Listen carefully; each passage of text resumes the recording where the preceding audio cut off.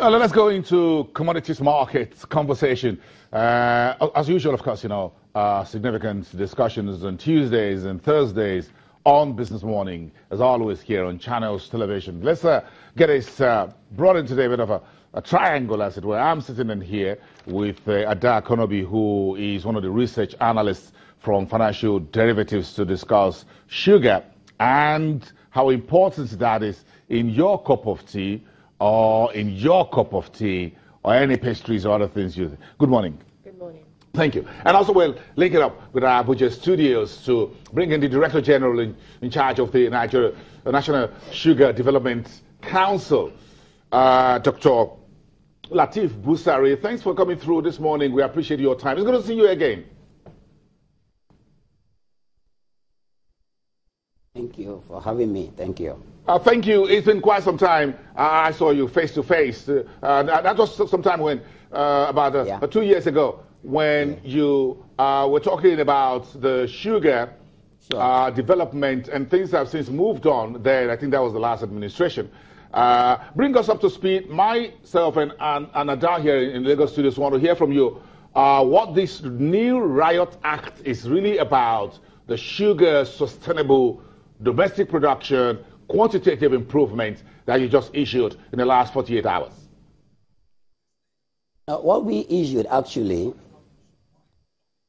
was a revised guidelines to the operators of the backward integration program. You'll recall that we launched the master plan in 2013, and we started implementation right away. By the end of this year, that is 2017, we should hit the half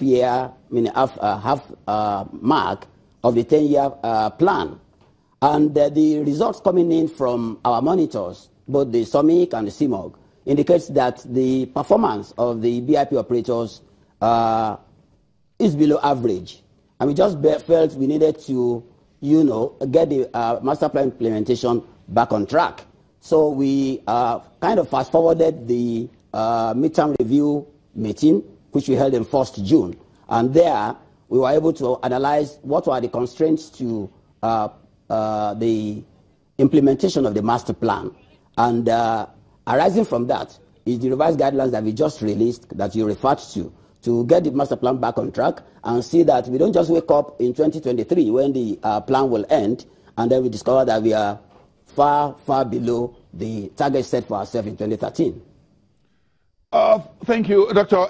Again, this is, you're harping on backward integration, which means that we still spend so much money importing sugar.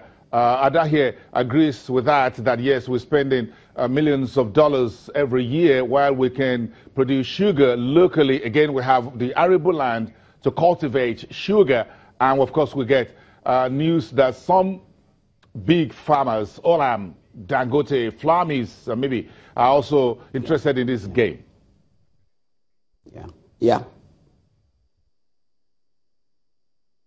they are. We have 3 operators right now that are heavily engaged in the backward integration program. Besides the greenfield projects that we do have, we also have a couple of them investing in the greenfield projects. But right from the onset, we knew that any success will come from getting the refiners to backward integrate. In other words, start to produce the raw sugar they currently import from their own farms here. We have the Dangote Sugar Group, we have the flour mills, we have the BOA Group. And they were made to sign commitments with governments in 2013. And we'll be monitoring the performance of this BIP over time. And like I said, the results that we got, as at the end of 2016, was that they scored about 40% of where we are supposed to be.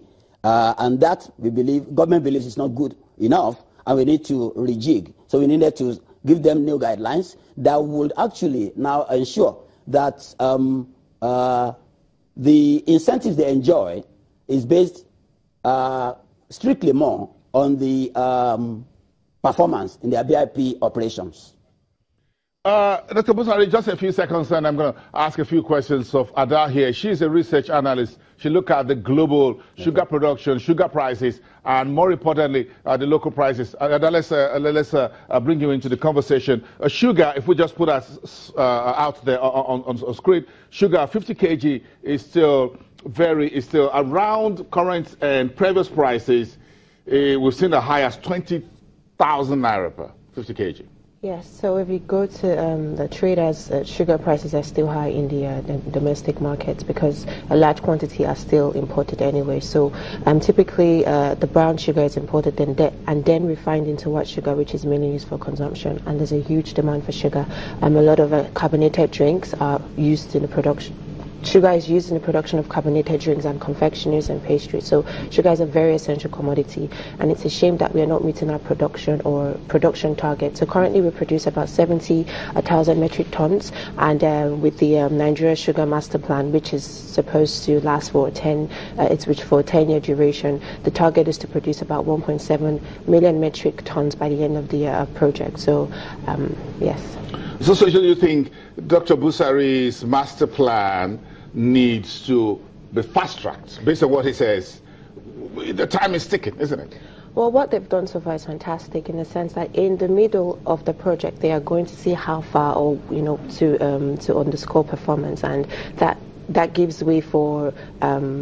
Assessing where the loopholes are and how to quickly correct so we can move forward and reach our targets faster. So they have seen a certain loopholes, and then from the research we found out that the negative sentiment in investment is part of that, and some sort of conflict in the community. So these are part of the issues as to why the target is reaching target is below expectations. I'm going to ask this question, and I'm sure I know what the answer is between you and Dr. Busari in Abuja Studios about. Ada is talking about the negative investment sentiments. Is this something that the sugar operators have discussed with you? Does it have anything to do with the foreign exchange problems we've had in the last close to 2 years with the ban on 41 items from the central bank?